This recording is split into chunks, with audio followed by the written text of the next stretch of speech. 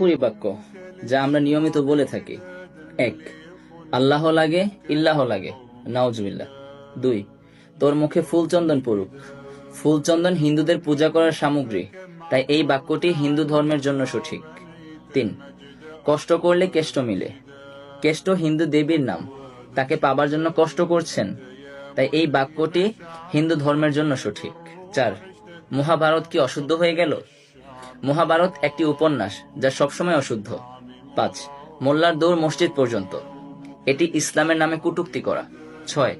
লক্ষ্মী ছেলে, লক্ষ্মী মেয়ে, লক্ষ্মী স্ত্রী বলা, হিন্দুদের দেবদেবীর নাম লক্ষ্মী, তাই ইসলামে এটি হারাম। 7. কোন ঔষধকে জীবন রক্ষাকারী বলা, জন্ম মৃত্যু একমাত্র আল্লাহর হাতে। 8. দুনিয়াতে কাউকে শাহেনশাহ বলা, এর অর্থ রাজাদের রাজাধিকার। 9. নির্মল চরিত্র বোঝাতে ধোয়া তুলসী পাতা বলা, এটি অন ইসলামিক পরিভাষা বা হারাম। 10. ইয়া খাজা বাবা, ইয়া গদিস, ইয়া কুতুব ইত্যাদি বলা, এটি শিরক, ইসলামের সবচেয়ে বড় পাপ। 12. বিসমিল্লাহ গলত বলা, এটি সরাসরি কুফরি। 13.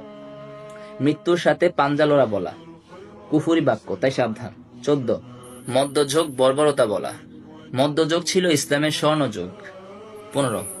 মন ঠিক থাকলে পর্দা লাগে না, ইসলাম ধ্বংসকারী মতবাদ। 16. নামাজ না পড়লে ইমান ঠিক আছে বলা, ইসলাম থেকে বের করার মূলনীতি।